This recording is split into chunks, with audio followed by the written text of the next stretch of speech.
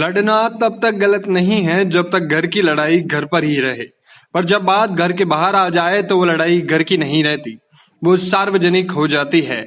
जब बात तो तब बढ़ जाती है जब घर की लड़ाई घर पर ही बनाए। मतलब ये कि लड़ाई के कारण अगर घर ही चला जाए तो फिर वो लड़ाई लड़ाई नहीं, सम्मान की रह जाती है, और हर इंसान का सम्मान उसके लिए सबसे ऊपर होता है। नमस्कार, आप देखना शुरू कर चुके हैं राजस्थान संवाद। जब तक आपसी मतभेद नहीं होंगे तब तक आप सिर्फ एक ही बात को सही मानते रहेंगे, और इसी के चलते लोग सही और गलत नहीं समझ पाते। दरअसल ये बात बोलने के पीछे का कारण है प्रदेश सरकार के मुख्यमंत्री और पूर्व उप मुख्यमंत्री, इन दोनों के मतभेद किसी से छुपे नहीं थे, और मतभेदों का होना भी लाजमी है। जहां अशोक गहलोत कांग्रेस के वरिष्ठ नेताओं में से आते हैं तो वहीं सचिन पायलट कांग्रेस के युवा खेमे से। अब मतभेदों की बात की जाए तो उम्र का गैप जहां आता है वहां मतभेद हो ही जाते हैं। पर अब वही एक लाइन जो मैंने आपको पहले भी कही थी, मतभेद जब तक घर पर रहते हैं वो घर के होते हैं, जिस दिन वो घर के बाहर आ जाए तो वो मतभेद नहीं, दरार बन जाती है। अब चाहे आप माने या ना माने, जिस दिन घर की लड़ाई बाहर आ जाती है तो लोग सिर्फ स्वाद लेते हैं, जिससे ज्यादा तो कुछ नहीं, बस दूरियां बढ़ जाती है। और ऐसा ही कुछ हुआ सचिन पायलट और अशोक गहलोत के साथ। जब इन दोनों के अदावत के किस्से बाहर आए तो सरकार पर संकट के बादल गहरा गए। इतना ही नहीं, जो सरकार पहले सचिवालयों में आराम से काम कर रही थी वही प्रदेश के होटलों में बंद हो गई, और फिर शुरू हुई बाण वर्षा, जिससे चेहरों के पीछे छुपे चेहरे बाहर आने लगे। कौन अपना है कौन पराया है ये पर्दे में और नहीं रहा। करीब करीब एक महीने का वनवास काटकर जब सचिवालय और विधानसभा में लौटी सरकार तो कुछ लोगों को ये बात हजम न हुई, और फिर लोग लग गए बगावत के शोलों को हवा देने के लिए। जो लोग ये कर रहे हैं वो शायद ये बात भूल गए कि जंगल की आग जब फैलती है तो वो कुछ भी नहीं छोड़ती। उसमें ऐसे पेड़ भी जल जाया करते हैं जो बरसों से जंगल की शान हुआ करते थे। दिखने में सही लगने वाला गहलोत पायलट अब वापस अखबार और न्यूज चैनलों की सुर्खियों बन गया है। इस बार सुर्खी में बनने का कारण है पायलट समेत उनके गुट को बंगला खाली करने की बात। दरअसल बात है कि सरकारी बंगलों को लेकर प्रदेश की सियासत फिर से गर्मा गई है। सचिन पायलट, विश्वेंद्र सिंह समेत रमेश मीणा के सरकारी बंगले खाली करने की तारीख आ गई है।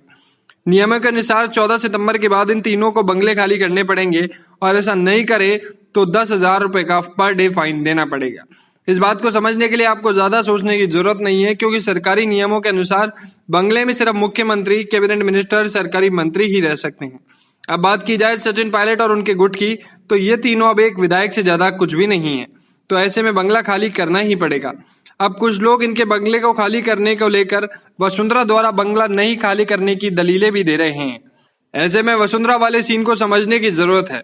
दरअसल वसुंधरा भले ही विपक्ष में रही हो, पर गहलोत का लहजा वसुंधरा को लेकर हमेशा नरम ही रहता है, और इसी कारण गहलोत सरकार ने वसुंधरा समेत 4 बंगले सामान्य प्रशासन विभाग से विधानसभा पूल में डाल दिए हैं।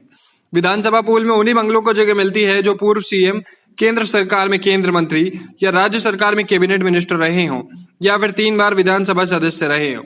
अब नियमों को देखकर पायलट गुट की बात की जाए तो सचिन पायलट केंद्र मंत्री भी रह चुके हैं, अभी विधायक भी हैं। साथ ही विश्वेंद्र सिंह भी 3 बार सांसद, 6 बार विधायक और कैबिनेट मिनिस्टर भी रह चुके हैं। लेकिन रमेश मीणा सिर्फ कैबिनेट मिनिस्टर रहे हैं और विधायक भी। अब इन तीनों में से सिर्फ सचिन पायलट और विश्वेंद्र सिंह ही ऐसे हैं जो पूल के नियमों में आते हैं। अभी फिलहाल के लिए रमेश मीणा इस लीग से बाहर हैं। अब जब ये बात सियासी गलियारों में फैलने लगी तो विश्वेंद्र सिंह ने कह दिया कि आदेश आते ही 12 घंटे के अंदर बंगला खाली कर देंगे। इस पूरी रिपोर्ट पर तो यही कहना गलत नहीं होगा कि ये राजनीति है साहब। यहाँ के दाव पेज अच्छे अच्छे खिलाड़ियों के पसीने छुड़वा देते हैं। ये थी राजस्थान की राजनीति पर हमारी एक खास रिपोर्ट। ऐसे ही राजस्थान की राजनीति में अपडेट रहने के लिए आज ही सब्सक्राइब करें हमारे चैनल राजस्थान संवाद को। आज हमने कोर्स किया और कल हम उसको भूल जाते हैं, फिर कंपनी में अप्लाई करते हैं तो कंपनी हमें वापस से ट्रेनिंग देती है। आप जानते हैं ये सब कुछ क्यों होता है? क्योंकि आप जो सीखते हैं उसे उसी वक्त इम्प्लीमेंट नहीं करते। इसी वजह से मिशी media solutions digital video production में लेकर आए हैं on the job training course, जहां पर सीनियर प्रोफेशनल्स के साथ लाइव प्रोजेक्ट में आप डिजिटल मार्केटिंग और डिजिटल वीडियो प्रोडक्शंस को सीखेंगे, और आपकी परफॉर्मेंस पर यहीं आपका रिक्रूटमेंट भी हो जाएगा।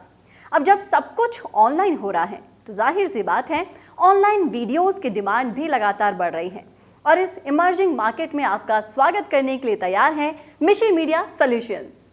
ज़्यादा जानकारी के लिए कॉल करें 9549770549 या फिर आप हमें मेल भी कर सकते हैं mishimedia solutions@gmail.com।